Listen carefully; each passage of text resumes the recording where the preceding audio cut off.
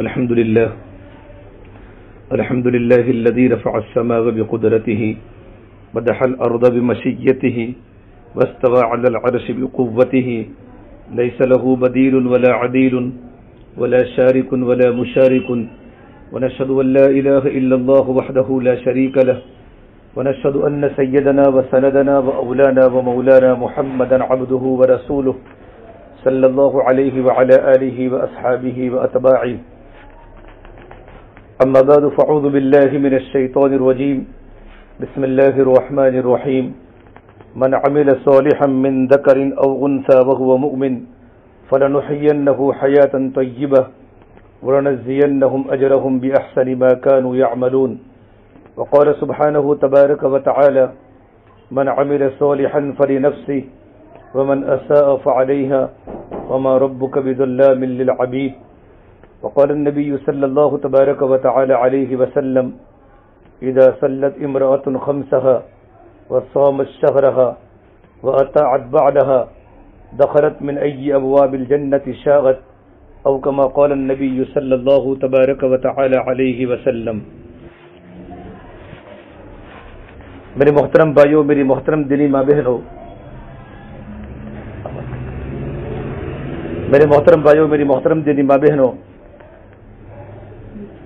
اللہ تبارک و تعالیٰ کا بہت بڑا احسان و کرم ہے کہ اللہ تبارک و تعالیٰ نے ہمیں دین کی نسبت پر جمع فرمایا. میری بہنوں، بہت بڑی خوشی کا مقام ہوتا ہے اللہ تبارک و تعالیٰ کے یہاں جب اللہ تبارک و تعالیٰ کے بندی اور اللہ تبارک و تعالیٰ کی بندیاں دین کی نسبت پر جمع ہوتی ہیں. دین کی نسبت پر جمع ہونا یہ اللہ تعالیٰ کو بہت محبوب ہے. اللہ تبارک و تعالیٰ کی طرف سے بشارت ہے: وجبت محبتی للمتجالسین فیہ وجبت محبتی للمتزاورین فیہ.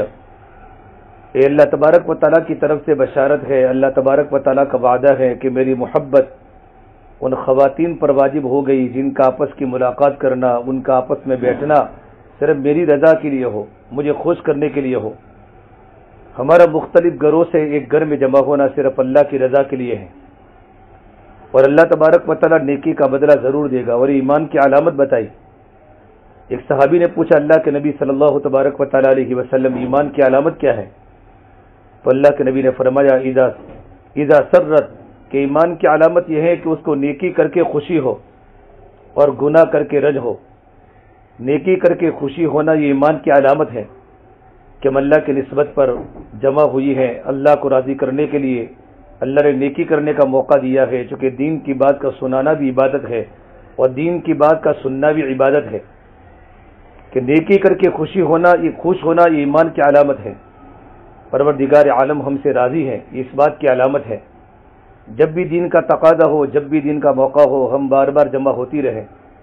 انشاءاللہ دین کا مذاکرہ ایمان والوں کو نفع دیتا ہے. اللہ تبارک و تعالیٰ کا وعدہ ہے: وذکر فإن الذکر تنفع المؤمنین، کہ دین کی باتوں کی یاد دہانی کرایا کرو اور دین کی باتوں کا مذاکرہ کیا کرو. کہ دین کی باتوں کا مذاکرہ کرنا، دین کی باتوں کی یاد دہانی کرنا ایمان والے مردوں کو بھی نفع دیتا ہے اور ایمان والی عورتوں کو بھی نفع دیتا ہے. اس سے ہمارے دل بیدار ہوتے ہیں، زمینیں جاگتی ہیں، ہمارے دلوں کی زمینیں بیدار ہوتی ہیں. جب اللہ تبارک و تعالیٰ کی رحمتیں بارش جب برستی ہیں تو بنجر بستیاں بھی آباد ہو جاتی ہے اور بنجر زمینیں بھی آباد ہو جاتی ہیں. ایک دم سخت قسم کی زمینیں ہو جاتی ہیں دھوپ کی وجہ سے، سورج کی گرمی کی وجہ سے. لیکن جب موسلا دار بارشیں برستی ہیں، اللہ تبارک و تعالیٰ کی رحمتیں برستی ہیں تو زمینیں پھٹ جاتی ہیں، زمینیں نرم ہو جاتی ہیں. پھر زمین اپنے خزانے نکالتی ہے، زمین پھل نکالتی ہے، زمین پھول نکالتا ہے. یہ اللہ تبارک و تعالیٰ کی طرف سے ہے. اسی طریقے پر میری بہنوں، دنیا کی باتیں کرتے کرتے اور دنیا میں اللہ کی نافرمانی کرتے کرتے اور دنیا کی چیزوں کے، کپڑوں کے، سونے چاندی کے، زیورات کے اور ادھر ادھر کی باتوں کے بولتے بولتے ہمارا دل سخت ہو چکا ہے. اور دل کی سختی گناہوں کی وجہ سے ہوتی ہے. تو دلوں کو نرم کیسے بنایا جائے؟ کہ دلوں کو نرم بنانے کا عمل ہے کہ دین کی باتوں کو کیا جائے اور دین کی باتوں کو سنائی جائے. کہ جب دین کی باتیں ہمارے سامنے آتی ہیں تو ہمارے دلوں کی زمینیں نرم ہو جاتی ہیں، ہماری ضمیریں بیدار ہو جاتی ہیں. جب دل کی زمین جب نرم ہو جاتی ہے تو پھر اللہ تبارک و تعالی ہمارے دلوں سے صفات اللہ تعالیٰ نکالتے ہیں، اخلاق زندگی میں آتے ہیں. اخلاص آتا ہے، تقوی آتا ہے، للہیت پیدا ہوتی ہے، اللہ کا توکل پیدا ہوتا ہے، دنیا سے بے رغبتی پیدا ہوتی ہے۔ اس لیے اللہ کے نبی صلی اللہ تبارک و تعالی علیہ وسلم نے ایک مرتبہ کلام اللہ پاک کی آیت پڑھی، فَمَن يُرِدِ اللَّهُ أَن يَهْدِيَهُ يَشْرَحْ صَدْرَهُ لِلْإِسْلَامِ، کہ اللہ تبارک و تعالی جب کسی کو ایمان دینے کا، جب کسی کو ہدایت دینے کا ارادہ کرتا ہے تو اللہ پاک اس کے سینے کو اسلام کے لیے کھول دیتا ہے، اس کے سینے میں اسلام آ جاتا ہے، اس کے سینے میں ایمان کا نور داخل ہو جاتا ہے۔ تو صحابہ نے پوچھا اللہ کے نبی صلی اللہ تبارک و تعالی علیہ وسلم، ایمان کا نور جب دل میں داخل ہوتا ہے اس کی علامت کیا ہے کہ ایمان کا نور دل میں داخل ہو گیا؟ تو فرمایا اللہ کے نبی صلی اللہ علیہ وسلم نے، ایمان کا نور دل میں داخل ہونے کی 3 علامتیں ہیں۔ جب وہ ایمان کا نور جب دل میں داخل ہو جاتا ہے تو 3 کوالٹیاں اور 3 صفات زندگی میں آتے ہیں، 3 باتیں زندگی میں پیدا ہو جاتی ہیں۔ نمبر 1، ایمان کا نور جب دل میں داخل ہوتا ہے تو زندگی میں دنیا سے بے رغبتی پیدا ہو جاتی ہے، دنیا سے دل نہیں لگتا، دنیا کی محبت دلوں سے نکال دیتے، گھر میں سب کچھ ہونے کے باوجود بھی دل میں دنیا کی محبت نکل جاتی ہے۔ اور فرمایا اللہ کے نبی صلی اللہ تبارک و تعالی علیہ وسلم نے کہ دنیا کی محبت تمام جرائم کی اور تمام گناہوں کی جڑ ہے۔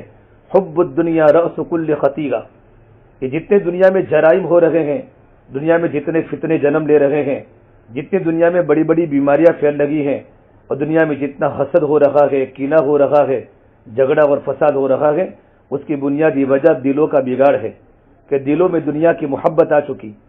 اللہ کے نبی صلی اللہ تبارک و تعالی علیہ وسلم نے مدینہ منورہ کا ایسا معاشرہ بنایا تھا کہ مدینہ منورہ کے صحابہ اور صحابیات کو سب سے محبوب چیز ایمان تھا، ان کے دلوں سے دنیا کی محبت نکل چکی تھی۔ آپ صلی اللہ تبارک و تعالی علیہ وسلم نے ان کے دلوں کی دنیا بدل دی اور اپنی محنت کا میدان صحابہ کرام کا دل بنایا اور صحابیات کا دل بنایا کہ ان کے دلوں سے دنیا کی محبت کو نکالا، دکانوں کی کاروبار کی محبت کو نکالا، سونا و چاندی کے زیورات کی کپڑوں کی محبت کو نکالا، اور اللہ تبارک و تعالیٰ کی محبت کو، اللہ کے نبی نے اپنی محبت کو اور دین کی محبت کو اتنا بھرا اور آخرت کی فکر کو اتنا بھرا کہ صحابہ اور صحابیات فرماتی تھی انما ہممنا الآخرہ، کہ ہمارے عزائم آخرت ہے، ہماری بنیاد آخرت ہے، 24 گھنٹے ہماری سوچ آخرت کے بارے میں ہوتی ہے، دنیا میں رہتے رہتے ہم آخرت کو سوچتی ہیں۔ اور فرمایا انما ہممنا الآخرہ ولیست ہممنا الدنیا، نہ ہمارے عزائم دنیا ہے، نہ ہماری سوچ دنیا ہے، نہ ہماری فکر دنیا ہے، بلکہ ہماری زندگی فکر آخرت میں گزر رہی ہے۔ کیونکہ اللہ تبارک و تعالی نے دنیا کو جو بنایا ہے وہ امتحان ہال ہے، یہ دنیا امتحان کی جگہ ہے۔ اللہ فرماتے ہیں الذی خلق الموت والحیات لیبلوکم ایکم احسن عملا، اللہ نے زندگی کو پیدا کیا، اللہ نے موت کو پیدا کیا۔ زندگی اور موت صرف اللہ تبارک و تعالیٰ ہی پیدا کر سکتے ہیں، زندگی اللہ دیتا ہے، موت اللہ دیتا ہے، یہ اللہ کی قدرت کے بڑے بڑے مظاہر ہے۔ کوئی ڈاکٹر کسی کو موت دے نہیں سکتا، کوئی ڈاکٹر کسی کو زندگی نہیں دے سکتا، کوئی دنیا کا نجومی اور کاہن کسی کو زندگی دے نہیں سکتا، کسی کو موت دے نہیں سکتا۔ زندگی بھی اللہ کے ہاتھ میں ہے اور موت بھی اللہ کے ہاتھ میں ہے، سب کچھ اللہ تعالیٰ کے قبضے قدرت میں ہے۔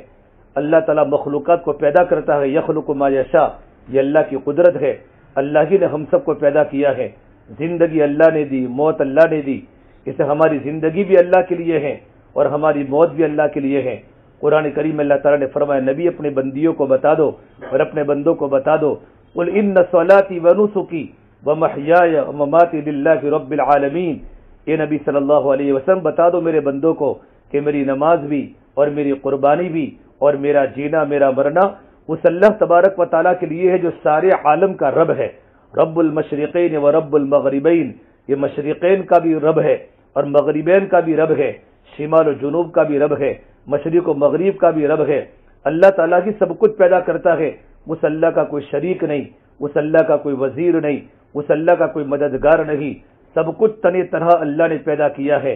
اللہ ہی اپنے بندوں کو پیدا کرتا ہے، یہب لمن یشاء اناثا، اللہ چاہتا ہے تو لڑکیاں ہی لڑکیاں دیتا ہے، ویہب لمن یشاء الذکور، اللہ تبارک و تعالیٰ چاہتا ہے تو گھر میں سب لڑکے ہی پیدا کرتا ہے، او یزوجہم ذکرانا واناثا، جب اللہ تعالیٰ چاہتا ہے تو لڑکے بھی دیتا ہے لڑکیاں بھی دیتا ہے، ویجعل من یشاء عقیما، اور جب میرا اللہ چاہتا ہے تو بھرپور جوانی کے باوجود بھی اولاد سے محروم رکھتا ہے، انہ کان علیما قدیرا، یہ سب اللہ تبارک و تعالیٰ کی قدرت ہے، اولاد کا دینا یہ اللہ کی نعمت ہے۔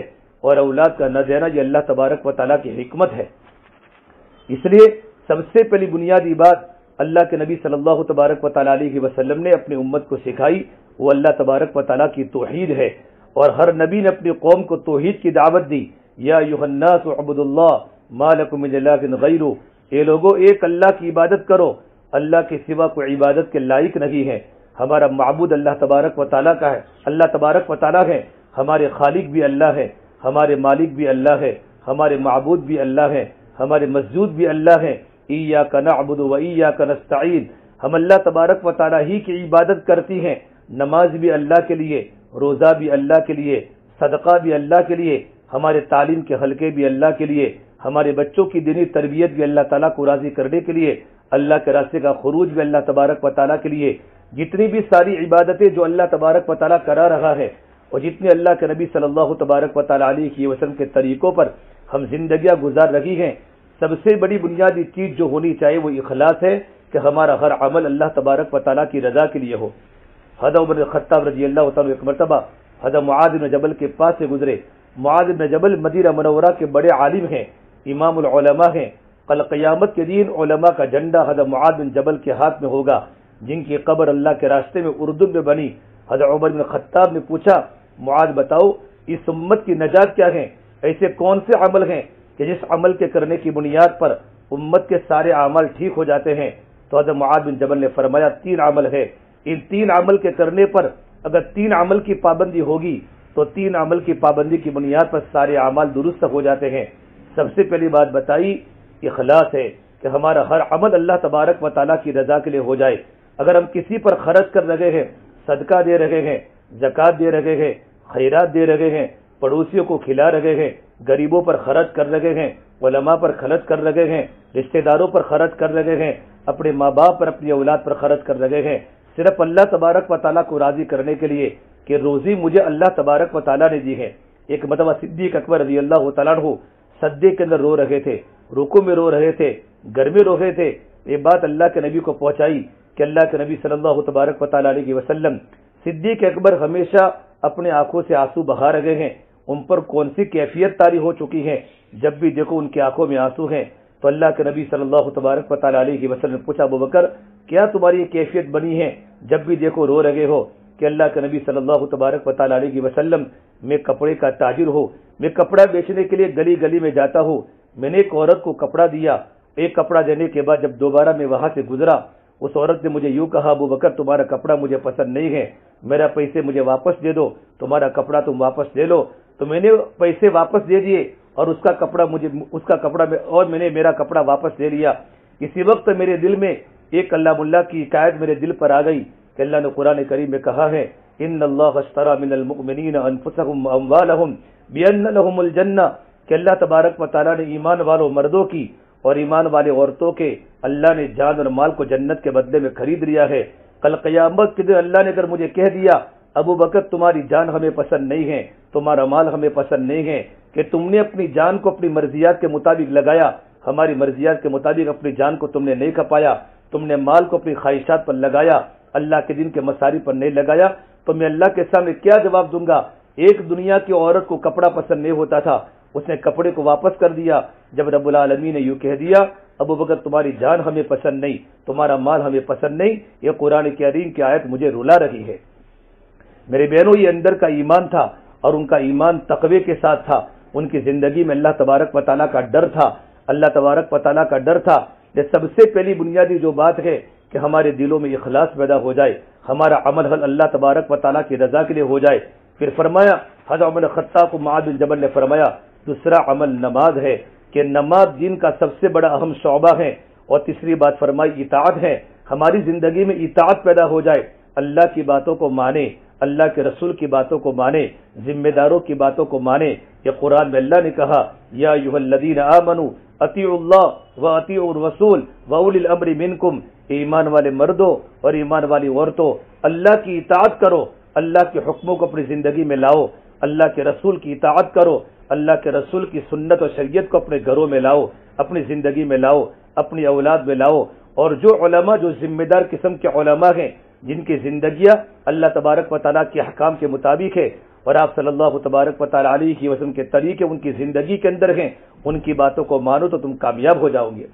اس سے میری بہنوں، ہمارے دلوں میں دنیا کی محبت ہمارے دلوں میں کم ہو جائے، اور تو فرمایا ایمان کی دوسری علامت بتائی کہ التجاف عن دار الغرور والانابۃ الی دار الخلود، فرمایا دنیا سے بے رغبتی پیدا ہو جائے اور آخرت کا فکر پیدا ہو جائے، اور نمبر 3 موت سے پہلے پہلے موت کی تیاری کرنے کا شوق پیدا ہو جائے، موت سے پہلے پہلے موت کی تیاری کرنے کی فکر پیدا ہو جائے۔ اگر یہ 3 باتیں ہماری زندگی میں آ رہی ہیں، یقین مانو ہمارے دل میں ایمان کا نور داخل ہو چکا ہے، ایمان کا نور ہمارے دل میں داخل ہو چکا ہے کہ جیسے کہ ہماری عمر بڑھتی ہے، ہمارے سال بڑھتے ہیں، ہمارا مہینہ بڑھتا ہے، زندگی کا ایک ایک دن ہمیں دنیا سے کم کر رہا ہے اور ہمیں قبر کی طرف لے جا رہا ہے، آخرت کی طرف لے جا رہا ہے۔ ابھی ہم 20 سال کی تھی، آج 25 سال کی ہو گئی، آج 30 سال کی عورتیں ہو گئی، 35 سال کی ہو گئی، بہت سی مستورات 60 و 70 سال کی ہو گئی، ان کے پاؤں جھک گئے، ان کی کمروں میں درد ہو گیا اور زندگی کی جوانیاں ختم ہو گئی۔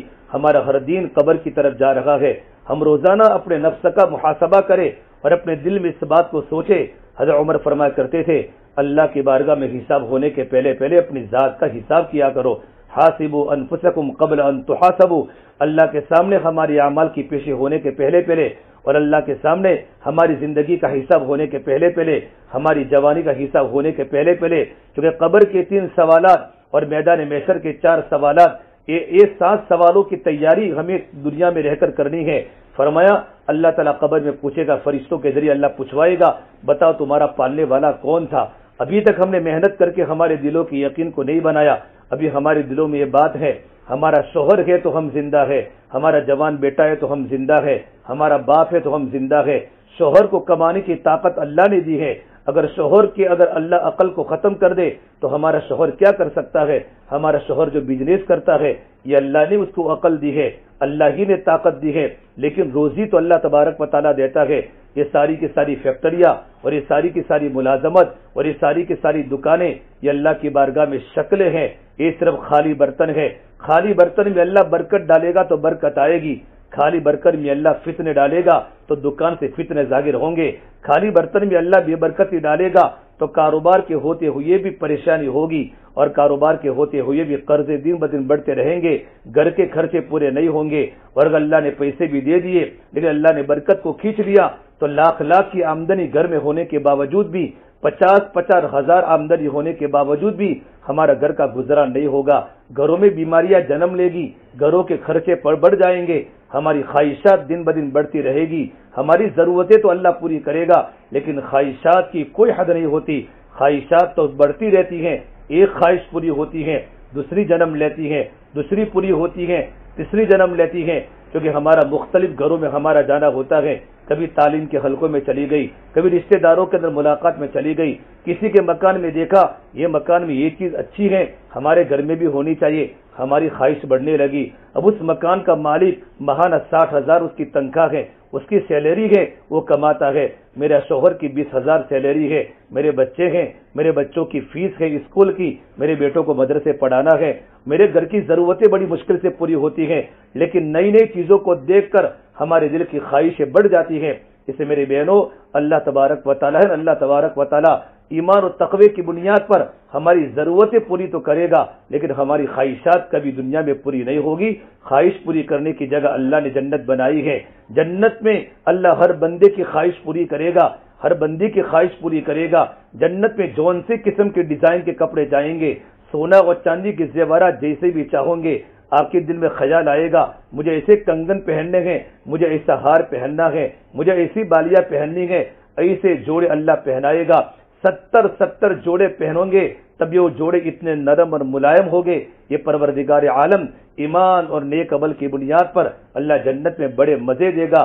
جنت کی زندگی ایسی ہے اور اللہ نے اپنے نیک بندوں کے لیے اعدت لعبادی الصالحین، اللہ فرماتے میں نے تیار کی اپنے نیک بندوں اور نیک بندوں کے لیے ایسی جنت ما لا عین رات، کہ کسی آنکھ نے جنت کو کبھی دیکھا نہیں، کسی کان نے جنت کے تذکیروں کو سنا نہیں، اور کبھی ہمارے دل پر بھی اس کا خیال نہیں گزرا کہ جنت میں اللہ نے کتنی بڑی بڑی نعمتیں اپنے ایمان والے بندوں اور اپنے ایمان والے بندوں کو اللہ نے جمع کر کے رکھی ہے۔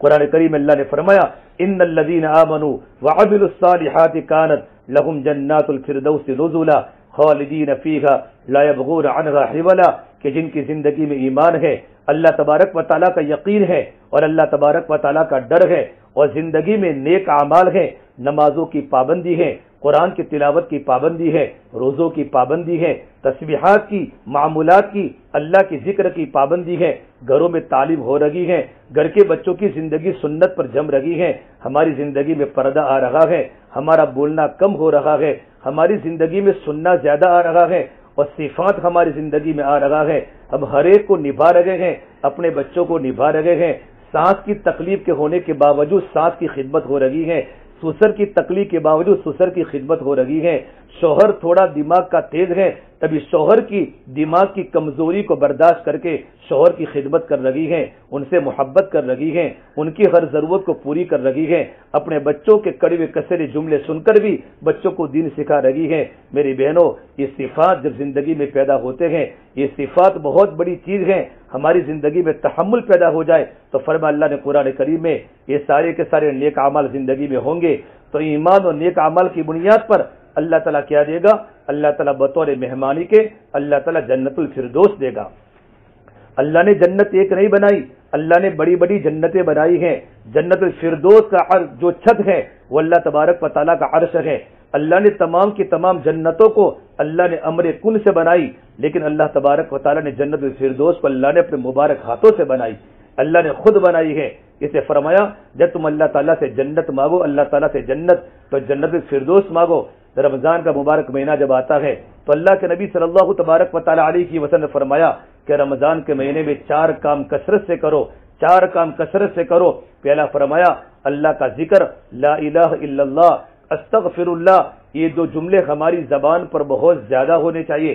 24 گھنٹے کھاتے، 24 گھنٹے رات کو ہم رمضان میں مغرب افطاری کا وقت ہوتا ہے، افطاری سے لے کر فجر تک، اور روزے کی حالت میں ہمارا گلا پیاسا ہے، ہمارے پیٹ میں بھوک ہے، ساری خواہشات ہماری رکی ہوئی ہے، اس وقت ہماری زبان پر 2 کلمے ہو، لا الہ الا اللہ اور استغفر اللہ، اور جنت کی طلب ہو اور جہنم سے پناہ مانگنا ہو، لا الہ الا اللہ، استغفر اللہ، اسألک الجنہ واعوذ بک من النار، یہ اللہ میں جنت کا سوال کرتی ہو اور میں جہنم سے پناہ مانگتی ہو۔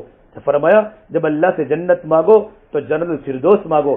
ایک صحابیہ ہے ام حارثہ رضی اللہ تعالیٰ، ان کا جوان بیٹا اللہ کے راستے کے اندر فوت ہو گیا، وفات پا گیا۔ وہ روتی روتی اللہ کے نبی کی خدمت میں آئی، یا رسول اللہ صلی اللہ علیہ وسلم، میرا بیٹا کہاں ہے؟ اگر مجھے معلوم پڑا کہ میرا بیٹا دوزخ کے انگاروں میں ہے تو میں ایسا روؤں گی کہ پورے مدینہ والوں کو معلوم پڑے گا اور اللہ تبارک و تعالیٰ کو پتہ چلے گا میں کیسی رو رہی ہوں۔ لیکن اگر مجھے معلوم پڑا میرا بیٹا تو جنت میں ہے تو میں ہنستے ہنستے اپنے گھر چلی جاؤں گی۔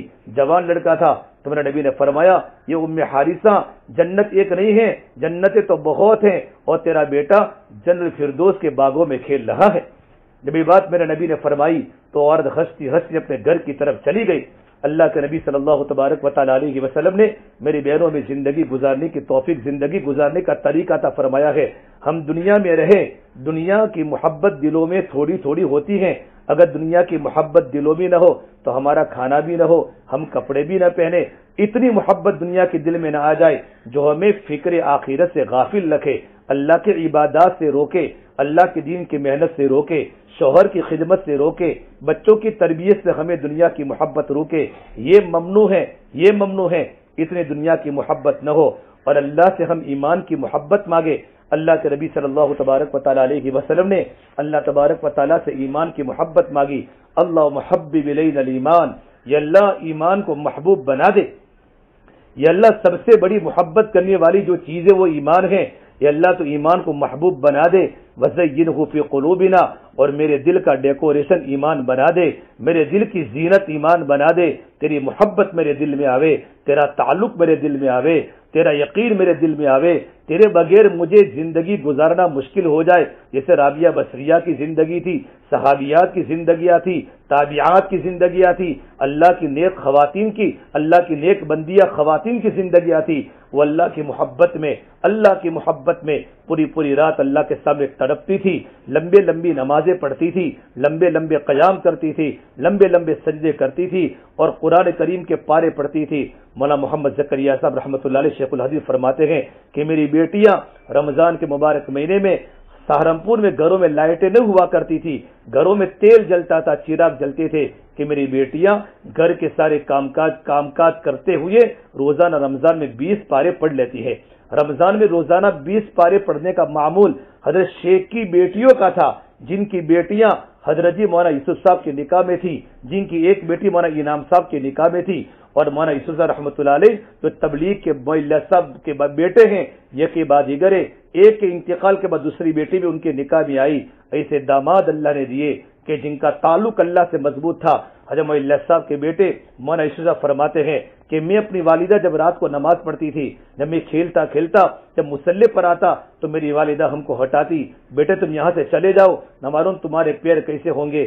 فرماتے میری والدہ ہم نے ایسی ماؤں سے تربیت پائی ہے اور ایسی ماؤں کے گود میں جنم لیا ہے جن کے پیٹوں میں ایک شک والا لقمہ بھی داخل نہیں ہوا، جن کی زندگی میں وہ اللہ کا تعلق تھا، وہ اللہ کی محبت تھی۔ میری بہنوں، ہم دنیا کے ماحول کے چکر میں نہ پھنسے، دن بدن دنیا دکھاوا کر رہی ہے، دن بدن بازاروں کے کپڑے دکھاوے کے آ رہے ہیں، نئی نئی فیشنیں، نئے نئے رسومات، نئے نئے خرافات، نئی نئی بدعتیں اور نئی نئی باتیں دنیا میں جنم لے رہی ہیں۔ ہم تو پچھلی زندگی پر جاوے، ہم نمونہ دنیا کی عورتوں کو نہ بناوے، ہم نمونہ اللہ کے نبی کی بیٹیوں کو بناوے، ہم نمونہ صحابیات کو بناوے، اللہ کے نبی کی بیٹی فاطمہ نمونہ بنے، رقیہ نمونہ بنے، ام کلثوم نمونہ بنے اور رقیہ نمونہ بنے، زینب نمونہ بنے۔ حضرت عائشہ 2000 سے زیادہ حدیثیں حضرت عائشہ کو یاد تھی، کم عمری میں نکاح ہوا ہے، اللہ کے نبی صلی اللہ تبارک و تعالی علیہ وسلم کے ساتھ کم عمری میں نکاح ہوا، بہت کم مدت رہنے کا موقع ملا، میرے نبی دنیا سے پردہ فرما گئے۔ ماں عائشہ نے اتنا علم اللہ کے نبی کے پاس سے حاصل کیا کہ میرے نبی نے فرمایا آدھا علم تم 1,24,000 صحابہ کرام سے لے لو اور آدھا علم تو میری عائشہ سے لے لو۔ آدھا علم یعنی علم جو مکمل ہوتا ہے، آدھا علم تمام صحابہ سے حاصل کرو اور آدھا علم میری عائشہ سے حاصل کرو۔ 2000 سے زیادہ حدیثوں کی راویہ ہے، اتنی ذہینہ تھی اور اتنی فتینہ تھی، اتنی دیندار تھی اور اتنی سخیہ تھی، ان کے ہاتھ میں جب بھی پیسہ آتا تھا کہیں سے بھی فوراً غریبوں پر لٹاتی تھی، خود روزے کی حالت میں ہوتی تھی۔ ان کی بات بھی فرماتی عائشہ گھر میں افطاری کرنے کے لیے ہمارے گھر میں روٹی کا ٹکڑا بھی نہیں ہے، تو فرماتی کاش تو پہلے کہتی تو میں 1-2 درہم کو بچا لیتی۔ وہ زندگی تھی، اتنا بڑا علم تھا۔ اللہ کے نبی کی بھی ام سلمہ رضی اللہ عنہا یہ نمبر 2 کی وہ بیوی ہے جن کے پاس اتنا بڑا علم تھا، اللہ کے نبی کی صحبت میں رہ کر علم کو حاصل کیا تھا کہ بڑے بڑے کبار صحابہ جب بھی کوئی مسئلے کی ضرورت پڑتی تھی، جب صحابہ کرام مفتیان کرام صحابہ کی جماعت جب کوئی مسئلے میں الجھ جاتی تھی، حضرت عائشہ کے پاس جاتے تھے اور پردے میں جا کر مسئلے کا سولوشن کرتے تھے، ان کے پاس جا کر مسائل پوچھتے تھے۔ اتنی عبادت گزار تھی، جب بھی دیکھو تو روزہ رکھتی تھی۔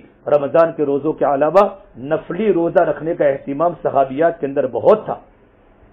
زینب بنت جحش اللہ کے راستے میں خرچ کرنے والی بہت تھی۔ اللہ کے نبی کے ہر بیوی کا وصف اگر آپ پڑھیں گے، حضرت حفصہ کی زندگی میں کتنا تقویٰ تھا، حضرت سودا دنیا سے بے رغبت اللہ کے نبی کی بیویاں تھی، اور میرے نبی کی چاروں بیٹیوں کی زندگی تو آپ کے سامنے ہے۔ اور نبی کی بیٹی فاطمہ 24 سال کی عمر میں اللہ کی پیاری ہو گئی، جوان لڑکی ہے، حسن حسین کی ماں ہے اور علی کی بیوی ہے، اپنے گھر کے کام خود کیا کرتی تھی۔ ایک بار حضرت علی نے کہا حضرت فاطمہ گھر کے خود کام کر رہی ہیں اور گھروں کے اندر مشق اٹھاتے ان کے کمر پر نشانات پڑ چکے تھے۔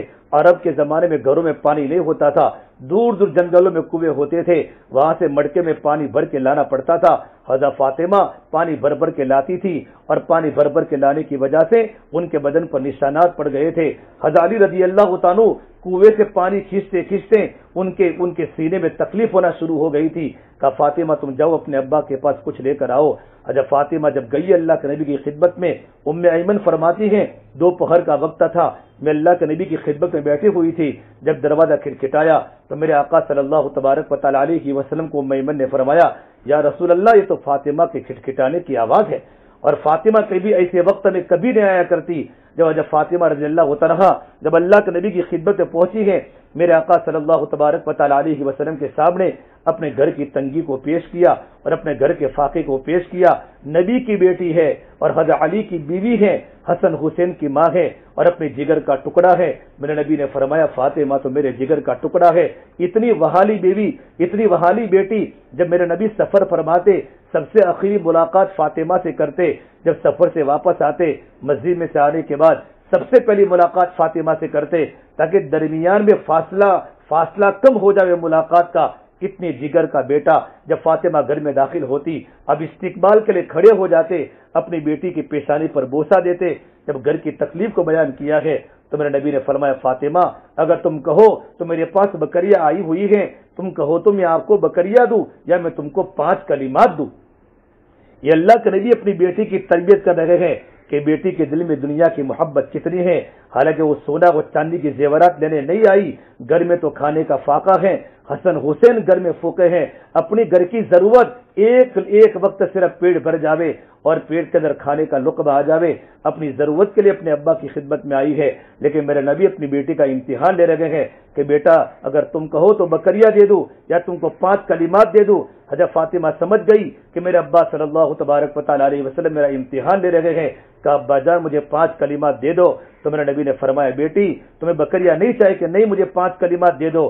تو آپ نے فرمایا اے میری بیٹی تو یہ 5 کلمات پڑھا کر یا اول الاولین یا آخر الاخرین یا راحم المساکین یا ذی القوۃ المتین یا ارحم الراحمین. اے میری بیٹی ان تو 5 کلمات کو پڑھا کر اور 5 کلمات پڑھ کے اللہ سے دعا کر, اللہ تیری تھکن کو دور کرے گا, اللہ تیرے مسائل کو حل کرے گا. حضرت فاطمہ گھر پر پہنچی ہیں, علی منتظر تھے, حسن حسین منتظر تھے. گھر میں آج کچھ کھانا آئے گا, ہمارے گھر کی ضرورتیں پوری ہوگی. حضرت علی نے پوچھا فاطمہ کچھ لے کر نہیں آئی, خالی ہاتھ آئی ہو؟ تو فرمایا میرے پیارے شوہر دنیا لینے گئی تھی آخرت لے کر آئی ہو, دنیا لینے گئی تھی آخرت لے کر آئی ہو. اتنا کہنا تھا حضرت علی کی آنکھوں میں آنسو آ گئے اور کہا فاطمہ آج کا دن تمہاری زندگی کا سب سے خوشی کا دن ہے. یہ ماحول پورے مدینہ منورہ کا بنایا تھا. میرے آقا صلی اللہ تبارک و تعالی علیہ وسلم نے گھروں میں وہ دینی تربیت کی تھی کہ بچہ دین کا داعی تھا, گھروں میں عملوں کا شوق تھا. ارے میری بہنوں 15ویں شعبان کی رات چلی گئی, یہ شعبان کا مہینہ چل رہا ہے. میرے آقا صلی اللہ تبارک و تعالی علیہ وسلم نے فرمایا شعبان شہری و رمضان شہر اللہ, کہ شعبان میرا مہینہ ہے اور رمضان اللہ تبارک و تعالی کا مہینہ ہے. اور ایک بہت بڑے اللہ کے ولی شقیق بلخی فرماتے ہیں کہ رجب کی مثال تو ہواؤں کی طرح ہے, شعبان کی مثال تو بادل کی طرح ہے اور رمضان کی مثال تو بارش کی طرح ہے. آپ نے دیکھا ہوگا جب بارشیں برستی ہیں تو پہلے ہوائیں چلتی ہیں, ہواؤں کے بعد آسمانوں پر بادل آتے ہیں, پھر بادلوں سے ریم جم بارشیں برستی ہیں. جب رمضان کا مبارک مہینہ آ رہا ہے تو رمضان کے پہلے رجب کے مہینے میں اللہ کی رحمتوں کی ہوائیں چل رہی ہیں. ابھی شعبان کا مہینہ چل رہا ہے, اللہ کے رحمتوں کے بادل چھائے ہوئے ہیں, اللہ کی رحمتوں کے بادل چھائے ہوئے ہیں. اب رمضان کے مہینے میں رحمت اللہ کی متوجہ ہوگی, اللہ کی رحمتوں کی موسلا دار بارش زمینوں پر اترے گی. ارے میری بہنوں یہ ماہ مبارک کا مہینہ, اس کا استقبال کرو شعبان کے روزوں سے. میرے آقا صلی اللہ تبارک و تعالی علیہ وسلم شعبان میں کثرت سے روزے رکھا کرتے تھے. حضرت اسامہ نے پوچھا یا رسول اللہ صلی اللہ علیہ وسلم اتنے کثرت سے روزے آپ شعبان میں رکھتے ہیں, اتنے روزے تو آپ کسی مہینے میں نہیں رکھتے تھے. تو میرے نبی نے فرمایا اصل بات یہ اسامہ کہ وہ مہینہ شعبان کا جو رجب اور رمضان کے درمیان ہے, جس میں دنیا کے اکثر لوگ غفلت میں زندگی گزارتے ہیں, اس مہینے میں اللہ تبارک و تعالیٰ کے پاس بندوں کے اعمال پہنچتے ہیں. فَأُحِبُّ أَن يُرْفَعَ عَمَلِي وَأَنَا صَائِمٌ, میں چاہتا ہوں کہ جب میرا عمل اللہ کی بارگاہ میں پیش ہو میں روزے کی حالت میں رہوں. میرے بہنوں اللہ موقع دے 2-3 روزے رکھ لیا کرے اور رمضان سے ہی تیاری کرے. سلمہ فرماتی رضی اللہ تعالیٰ اللہ کے نبی صلی اللہ تبارک و تعالی علیہ وسلم کبھی کبھی آپ 2 مہینے کے لگاتار کبھی روزے نہیں رکھا کرتے تھے, لیکن کبھی کبھی شعبان کے پورے مہینے کے روزے رکھتے تھے کہ شعبان کے دنوں کو رمضان سے ملا دیا کرتے تھے. لیکن اپنی امت کو فرمایا اتنے کثرت شعبان میں روزے نہ رکھو, اگر رکھنا ہے تو پہلی شعبان سے 15ویں شعبان تک رکھو, اخیر کے 15 دنوں میں روزہ نہ رکھو, کیونکہ شعبان کا روزہ نفل ہے, رمضان کا روزہ فرض ہے. کہ شعبان کے روزے رکھنے کی بنیاد پر کہیں تمہارے بدن میں کمزوری پیدا نہ ہو جائے, اسے میرے نبی نے اپنی امت کے ساتھ شفقت کا معنی فرمایا کہ 2-4 روزے رکھ لو. شعبان کے رکھنے تو شروع کے 15 دن کے رکھ لو. اب 15 دن تو ختم ہو گئے ہیں, اب 15ویں شعبان, اب تو 17ویں 18ویں شعبان آ گئی. 1-2 روزے رکھو تاکہ سنت پر عمل ہو جائے شعبان کے روزے کا, اور ابھی سے قرآن کریم کی تلاوت کرے. انس بن مالک فرماتے ہیں کہ صحابہ کرام کا معمول تھا, شعبان کا مہینہ ہوتا تھا, صحابہ کا مجمع اور صحابیات کا مجمع قرآن کریم کی طرف لپکتا تھا شعبان کے مہینے سے ہی شعبان کے مہینے سے ہی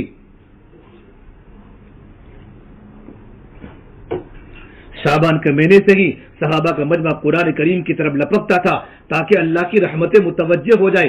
قرآن کریم کو پڑھتا تھا اور اپنے مالوں کی زکوٰۃ رمضان میں نہیں, صحابہ کا مجمع اپنے مالوں کی زکوٰۃ شعبان سے ہی نکالتے تھے تاکہ امت کے غریب اور امت کے فقیر رمضان کو صحیح کر سکے, ان کے رمضان کی سحری اچھی ہو جائے, ان کے رمضان کی افطاری اچھی ہو جائے. بہت سے غریب دنیا میں ایسے ہیں, ارے میری بہنوں کسی غریب سے پوچھو غریبی میں سسکنے کا مزہ کیا ہے, کسی بھوکے سے پوچھو کہ سوکھی روٹی کا مقام کیا ہے, کسی پیاسی عورت سے پوچھو کہ پانی کے گھاٹ کا مقام کیا ہے, کہ سونے والی سے پوچھو کہ ٹوٹی کھانڈ کی قیمت کیا ہے, کسی بیمار عورت سے پوچھو وی ایس ہاسپٹل میں جا کر, بڑی بڑی ہاسپٹلوں میں جا کر کہ تندرستی کی چند گھڑیوں کی قدر کیا ہے.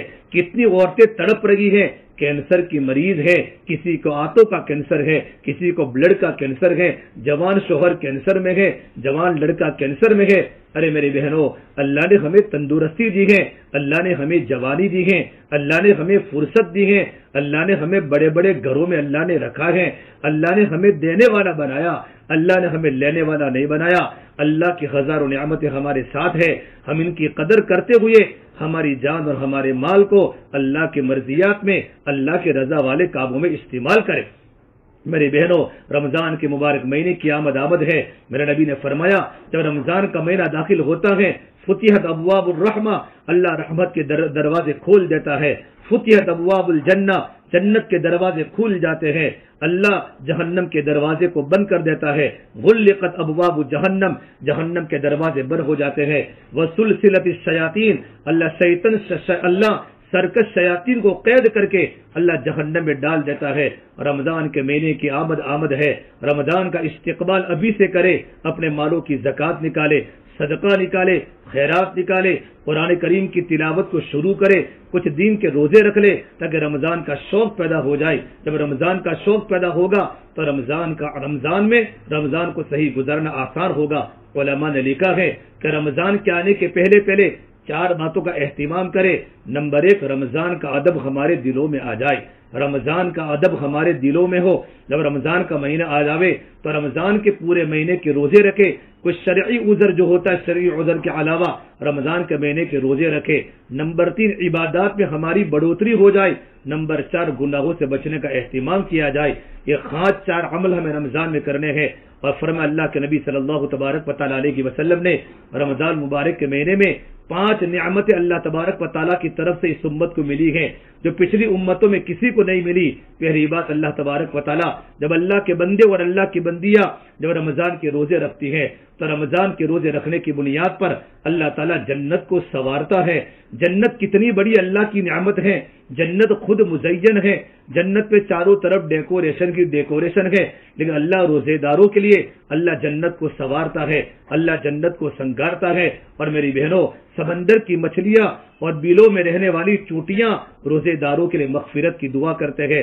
اور میری بہنوں نمبر 3, جب اللہ کے بندے روزے دار کی منہ کی بو اللہ تبارک و تعالیٰ کے نزدیک مشک سے بھی زیادہ پسندیدہ ہے کہ اس کے منہ کی بدبو جو پورا دن روزہ رکھنے کی وجہ سے اور پورا دن پیاسا رہنے کی وجہ سے جو منہ میں جو بدبو پیدا ہوتی ہے, اللہ تبارک و تعالیٰ کی نگاہ میں روزے دار کی منہ کی بو اللہ تبارک و تعالیٰ کے نزدیک مشک عنبر سے بھی زیادہ پسندیدہ ہے. اور جب رمضان کا آخری دن ہوتا ہے تو اللہ تبارک و تعالیٰ روزے داروں کی مغفرت کرتا ہے. صحابہ نے پوچھا اللہ کے نبی کیا لیلۃ القدر ہے؟ کہتے لیلۃ القدر کا اجر تو ملے گا ہی, لیکن جب مزدور اپنی مزدوری پوری کرتا ہے تو اللہ مزدوری کا بدلہ اللہ تبارک و تعالیٰ دیتا ہے. رمضان میں روزے رکھنے کی بنیاد پر اور رات کو قیام یعنی تراویح کی بنیاد پر اللہ روزے داروں کو بہت بڑا اجر دیتا ہے. اجر کیا ہوتا ہے؟ اللہ روزے داروں کی مغفرت کر لیتا ہے.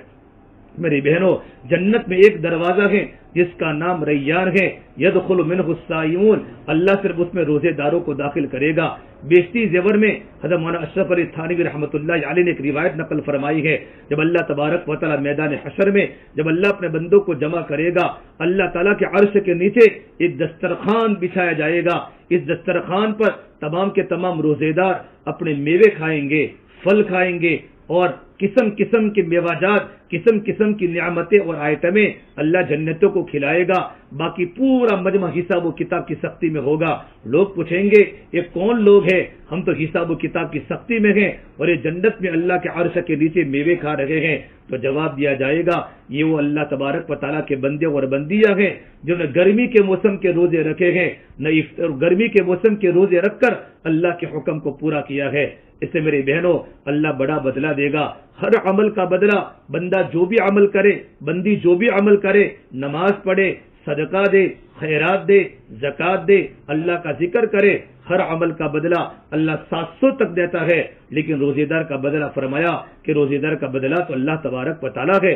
قال اللہ تعالی الا الصوم فانه لی، روزے کا بدلہ تو میں خود اپنے ہاتھوں سے دوں گا، فانه لی وانا اجزی بھی، میں خود اپنے ہاتھ سے روزے کا بدلہ دوں گا۔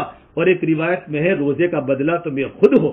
ہر عمل کا بدلہ اللہ تبارک و تعالیٰ فرشتوں کے ذریعے دلوائے گا، لیکن رمضان کا روزہ اتنا بڑا عمل ہے کہ روزے کا بدلہ کا عمل اور اس کا اجر اللہ تعالیٰ اپنے ہاتھوں سے دے گا۔ اس سے میری بہنوں رمضان کے روزے کی پابندی ہو، اور رمضان میں اللہ نے قرآن کریم کو نازل کیا، شہر رمضان الذی انزل فیہ القرآن ھدی للناس وبینات من الھدی والفرقان، اللہ نے رمضان کے مہینے میں ہی اللہ نے قرآن کریم کو نازل کیا، اور قرآن کو اللہ نے شب قدر کی رات میں نازل کیا۔ انا انزلناہ فی لیلۃ القدر، اور شب قدر کی رات رمضان کے مبارک مہینے میں ہے، اور خاص طور پر اخیری عشرے میں ہے۔ اس سے میری بہنوں رمضان میں قرآن کریم کا تلاوت کا معمول بناوے۔ جب رمضان کا مہینہ آیا تو اللہ کے نبی صلی اللہ تبارک و تعالیٰ علیہ وسلم صحابہ کو فرمایا دیکھو رمضان کا مہینہ آ رہا ہے، رمضان کے روزے رکھو، رات کو قیام کرو۔ اللہ تبارک و تعالیٰ رمضان کے مہینے میں تمہارے تنافس کو دیکھتا ہے، تمہاری کمپٹیشن کو دیکھتا ہے کہ رمضان میں قرآن کتنے پڑھتے ہیں، نماز ہم نفلی کتنی پڑھتی ہیں، رمضان میں ہم اللہ کا ذکر کتنی رکھتی ہیں، ہمارا پارا، ہمارا یومیہ روزانہ 3 پارے، 4 پارے، 5 پارے، 10 پارے ہمارے پڑھنے کا معمول ہو، ہمارا رمضان کا کروس ہو۔ مولانا اشرف علی تھانوی رحمۃ اللہ علیہ فرماتے تھے اگر رمضان کو صحیح گزارنا ہو تو 4 باتوں سے اپنے آپ کو بچانا ہے۔ نمبر 1 تقلیل طعام، رمضان میں ہمارا کھانا کم ہو جائے، تقلیل فرمایا کم کھانا، کم سونا، کھانا بھی کم ہو جاوے، سونا بھی کم ہو جاوے، اور کہاں اور ہمارا وقت الاختلاط مع الانام، اور لوگوں سے ملنا جلنا رمضان میں ہمارا کم ہو جاوے، کم کھانا، کم پینا اور کم سونا، اور لوگوں سے یعنی ہماری رشتہ داروں سے ملنا کم ہو جاوے۔ یہ 4 عمل سے اگر اپنے آپ کو رمضان میں بچاؤں گے اور پابندی کروں گے تو ہمارا پورا وقت اللہ کی عبادات میں لگے گا، ہمارا وقت قرآن کی تلاوت میں لگے گا، اللہ کے ذکر میں لگے گا، اور اللہ کے نبی پر درود شریف پڑھنے میں لگے گا، اور افطاری کے وقت دعا قبول ہوتی ہے، سحری کے وقت دعا قبول ہوتی ہے، کیونکہ سحری میں تو اٹھنا ہی ہے، ایسے وقت میں تھوڑا سا جلدی اٹھ جاوے، آپ کو روٹی بنانی ہے، آپ کو کھانا بنانا ہے، اللہ کرے 12 رکعت 8 رکعت تہجد کی نماز پڑھے، نماز پڑھ کے اللہ سے دعا کر کے پھر گیس پر آوے اور کھانا پکاوے، روٹی پکاوے، اپنے شوہر کی خدمت کرے، پڑوسیوں کی خدمت کرے۔ رمضان کے مہینے میں اللہ کے نبی صلی اللہ تبارک و تعالیٰ علیہ وسلم کے 4 عمل بڑھ جاتے تھے۔ آپ کا وقت دعوت کی محنت میں لگتا تھا۔ رمضان کے مبارک مہینے میں، رمضان کا مہینہ صرف عبادات کا مہینہ نہیں ہے، رمضان کا مہینہ دعوت کا مہینہ ہے۔ رمضان کے اندر بھی جماعتیں مستورات کی چلے کی نکلتی ہے۔ رمضان کے مہینے میں سورت میں اور پالمپور محسانہ کے علاقوں میں رمضان میں مستورات کی 3 دن کی جماعت اللہ کے راستے میں گئی۔ مردوں کی تو لاتعداد جماعت رمضان میں نکلتی ہے، خالی سورت ضلع سالی گزشتہ 700 جماعت اللہ کے راستے میں دی۔ پورا گاؤں، جوان کیا بوڑھے بھی اللہ کے راستے میں رمضان میں جاتے ہیں۔ رمضان میں اللہ اجر کو بڑھا دیتا ہے، ایک نفل کا ثواب فرض کے برابر، ایک فرض کا ثواب 70 فرضوں کے برابر، یہ تو مقام پر ہے، اللہ کے راستے میں اللہ اجر کو بڑھا دیا جاتا ہے۔ تو مرد بھی جماعت میں نکلے، اور ہمارا ہر شوہر، ہمارا بیٹا کم سے کم چلا نہ سہی تو کم سے کم اللہ کے راستے میں رمضان میں ان کے کم سے کم 3 دن لگ جائے۔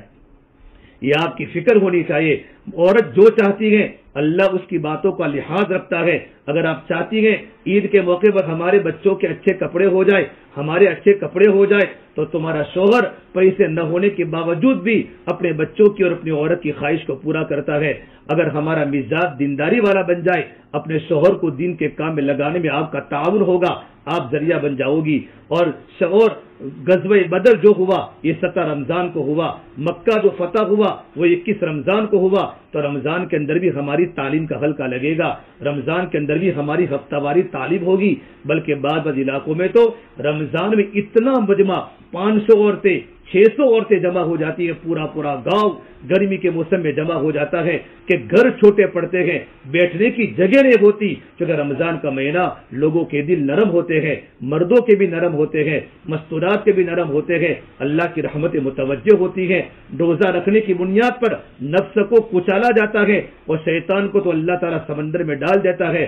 پورا نورانی ماحول ہے، پوری نورانی فضا ہے، اللہ کی رحمتیں برس رہی ہے۔ ایسے نورانی وقت میں ہمارے تعلیم کے حلقے بھی رہیں گے، ہماری مستورات متوجہ ہوئے، تعلیم بھی ہوگی، بیانات بھی ہوں گے۔ نمبر 2، رمضان کا مہینہ عبادات کا مہینہ ہے۔ رمضان کے مہینے میں 5 وقت کی نماز کی پابندی کے ساتھ ساتھ نوافل کثرت سے پڑھے، ہو سکے تو روزانہ صلاۃ التسبیح کی نماز پڑھے۔ نماز کا طریقہ اپنے شوہروں سے سیکھ لے یا اپنے محرم کے ذریعے علماء سے سیکھ لے، صلاۃ التسبیح کی نماز پڑھے، مغربہ 6 رکعت اوابین کی نماز پڑھے، عشاء کی نماز پڑھ کے آرام کرے اور چاشتہ کی نماز پڑھے، اپنی عمری قضا کرے، نفلیں پڑھے۔ اللہ کا قرب فرائض سے نہیں ملتا، فرائض تو پورا کرنا ضروری ہے، اللہ کا قرب تو نوافل کے ذریعے ملتا ہے۔ جب اللہ کے بندے اللہ کی بندیاں جب نوافل کی پابندی کرتی ہے تو اللہ کا قرب ملتا ہے۔ تو رمضان کے مہینے میں عبادات میں خاص طور پر قرآن کی تلاوت میں ہمارا وقت زیادہ بڑھے، ایک دن میں 3 پارے 4 پارے، ہمارے بچے بھی قرآن پڑھے، موبائل سے اور واٹس ایپ سے فیس بک سے اپنے آپ کو بچاوے، جتنا ہو سکے ہمارا وقت اعمال میں لگے۔ نمبر 3، رمضان کے مہینے میں ہمارا وقت دعاؤں میں لگے، تہجد کے وقت اللہ دعا قبول کرتا ہے۔ پورے رمضان میں اللہ پہلے آسمان پر آ جاتے ہیں، سمائے دنیا پر، اور 24 گھنٹے اللہ کی طرف سے ندا ہوتی ہے، ہے میری کوئی بندی مغفرت چاہنے والی میں اس کے گناہوں کو معاف کروں، ہے کوئی رزق کو طلب کرنے والی میں اس کے لیے رزق کے دہانے کھول دوں، ہے کوئی عورت پریشان حل من مبتر فاعافیہ حتی یطلع الفجر، صبح صادق تک اللہ کی طرف سے آوازیں لگتی ہے۔ رمضان کا پورا دین اللہ کی طرف سے آوازیں لگتی ہے، اللہ پہلے آسمان پر ہوتے ہیں۔ دعاؤں میں کمی نہ کرے، تہجد کے وقت گڑ گڑا کر دعا کرے، اور افطار کے وقت پکی حدیث ہے اللہ افطار کے وقت بندوں کی دعا کو قبول کرتا ہے۔ اسے میرے بہنوں، ہم افطار کے وقت ہمارا دل دسترخوان پر نہ ہو، بچوں کو جھڑکنے میں ہمارا وقت نہ جاوے، بلکہ مستقل تھوڑا وقت لے کر 5 منٹ 10 منٹ افطاری کے بعد دسترخوان بچھا کر اللہ سے لو لگا کر پورے گھر کے افراد انفرادی دعاؤں میں لگ جاوے، پھر افطاری کے وقت دعا قبول ہوتی ہے، پھر اپنی افطاری کرے۔ اللہ فرماتے ہیں روزے دار کے لیے 2 خوشیاں ہیں، للصائم فرحتان، فرحت عند فطری وفرحت عند لقاء ربی، کہ روزے دار کو 2 خوشی ملے گی۔ ایک خوشی تو روزے دار کو افطاری کے وقت ملتی ہے، آپ کو معلوم ہوگا افطاری کے وقت کتنی خوشی ہوتی ہے۔ نمبر 2، جب اللہ کی ملاقات ہوگی، اور اللہ کی ملاقات کے وقت جب اللہ تعالیٰ رمضان کے روزے کا جو بدلہ اللہ اپنے مبارک ہاتھوں سے اللہ اپنے ہاتھوں سے دے گا، اپنے خزانے سے دے گا، ہم اس کا تصور دنیا میں نہیں کر سکتی۔ اور چوتھی بات میرے بہنوں، اللہ کے نبی صلی اللہ تبارک و تعالی علیہ وسلم رمضان کے مہینے میں آپ کا جو چوتھا عمل جو زیادہ ہوتا تھا وہ آپ کی سخاوت تھی۔ روایات میں لکھا ہے آپ صلی اللہ تبارک و تعالی علیہ وسلم رمضان میں تیز ہواؤں سے بھی زیادہ آپ کی سخاوت بڑھ جاتی تھی، غریبوں پر، یتیموں پر، بیواؤں پر، پڑوسیوں پر، رشتہ داروں پر اللہ کے نبی خوب لٹاتے تھے، صحابہ خوب لٹاتے تھے۔ آپ عرب علاقے میں چلے جاؤ، ایک ایک عرب کا شیخ ساری مسجدوں میں ہزاروں انسانوں کو افطاری کراتے ہیں، صرف اللہ کی رضا کے لیے، دکھلاوے کے لیے نہیں۔ اور ہم رمضان میں دوسروں کے گھروں پر افطاری کرنے نہ جاوے، اپنے گھروں میں ہی افطاری کرے، بلکہ رشتہ دار بلاوے ہمارے گھر پر افطاری کرنے آؤ تو کوئی جانے کی ضرورت نہیں ہے، افطاری کا سامان بھیجواوے، ہماری طرف سے افطاری کا یہ ہدیہ ہے۔ خاص طور پر غریب رشتہ داروں پر ہماری نظر ہو، ہمارے رشتہ دار غریب ہیں، ہمارے پڑوس پہ غریب ہیں، رمضان کے پہلے اللہ موقع دے، ہر ایک کے گھر پر کھجورے بھیجواؤ، ہر ایک کے گھر پر غریب بچے ہیں ان کے لیے کپڑے بھیجواؤ، اللہ آپ کو خوب دے گا۔ ایک ایک نیکی آپ کو جنت کے دروازے تک پہنچا دے گی۔ رمضان کا مہینہ دعوت کا ہے، عبادات کا ہے، دعا کا ہے۔ رمضان کا مہینہ سخاوت کا مہینہ ہے۔ اللہ کے نبی خوب سخاوت کیا کرتے تھے۔ اپنے آپ کو غیبتوں سے بچانا، غیبت کی بنیاد پر، چگلی کی بنیاد پر موبائل میں افسانے دیکھنے سے اپنے آپ کو رمضان کے مبارک مہینے میں بچانا۔ لیکن میری بہنوں میں بات کو ختم کر رہا ہوں، ابھی سے عادت ڈالے۔ اب رمضان کی بالکل آمد ہے، ابھی سے ہی اپنے آپ کو اعمال کا پابند بناوے اور اپنے آپ کو اللہ کی نافرمانی سے بچاوے۔ انشاءاللہ اللہ کی بڑی برکتیں ہوگی۔ حضرت اللہ صاحب فرمایا کرتے تھے جس کا رمضان اچھا گزرا اس کے 11 مہینے اچھے گزریں گے۔ رمضان کی مثال یوسف علیہ السلام کی طرح ہے، 11 مہینوں کی مثال یوسف علیہ السلام کے بھائیوں کی طرح ہے۔ یوسف علیہ السلام کی برکت سے اللہ نے 11 بھائیوں کی غلطی کو معاف کر دیا۔ رمضان کے مہینے کی برکت سے اللہ 11 مہینوں کی گناہوں کو اللہ تعالیٰ ہمارے معاف کر دے گا۔ اسے میری بہنوں آج سے ارادہ کر کے جاؤ انشاءاللہ کہ ہم برابر دین کی پابندی کرے گی، ہمارے گھروں میں قرآن کی تلاوت، اور ایک خاص بات ہمارا جو بھی شاپنگ ہو رمضان کے پہلے ہو جائے، رمضان میں بازاروں کے عادی نہ بنے۔ خاص طور پر اخیری عشرہ یہ بڑا مانگنے کا عشرہ ہے۔ رمضان کے اخیری عشرے میں بھی اور شروع کے دنوں میں بھی ہم بازاروں سے اپنے آپ کو بچاوے۔ ہماری جو بھی ضرورت کا سامان لانا ہو، کھانے پکانے کا، کچن کا سامان رمضان کے پہلے ہم خرید لیوے۔ اپنے بچوں کے کپڑے اور اپنے کپڑے رمضان کے پہلے خرید لیوے۔ ہم دنیا کی للچا ہوئی عورتوں کی طرح، ہم ڈیکوریشن کی طرح، بازاروں کی عورتوں کی طرح ہم بازاروں کا چکر بالکل نہ لگاوے۔ بازار سب سے بدترین جگہ ہے۔ اپنے گھروں کے کونے کو پکڑ کر رمضان کو یکسوئی کے ساتھ اللہ کی عبادت میں گزارے۔ اللہ مجھے بھی عمل کی توفیق دے، آپ کے بھی عمل کی توفیق دے۔ رمضان کے بعد انشاءاللہ جماعت اللہ کے راستے میں 4 مہینوں کی چلے کی نکلے گی، اور ابھی 15 شعبان سے بھی جماعتیں نکلی ہیں۔ ہمارے یہاں سے 3 ساتھی جماعت میں گئے۔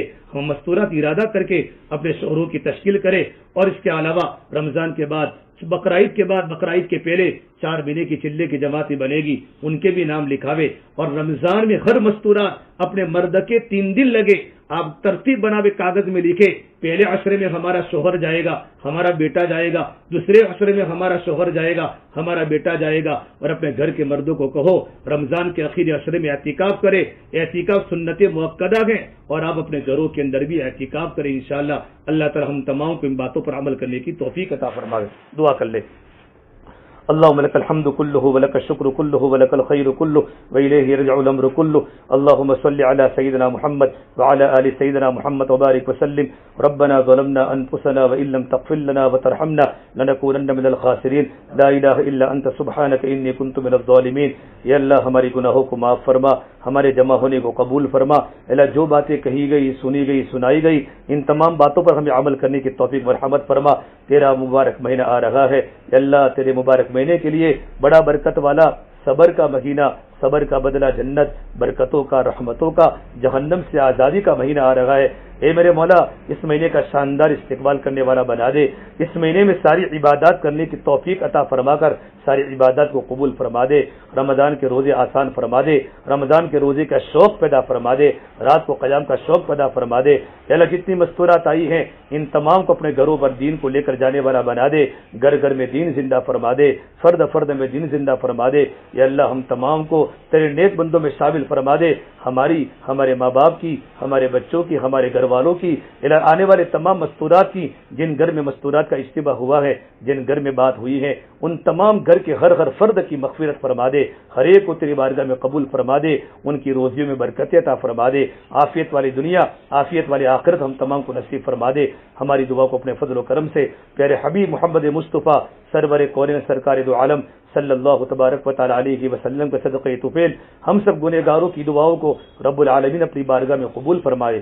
ربنا تقبل منا انک انت السمیع العلیم وصلی اللہ تعالی علی خیر خلقہ محمد وعلی آلہ وصحبہ اجمعین برحمتک یا ارحم الراحمین۔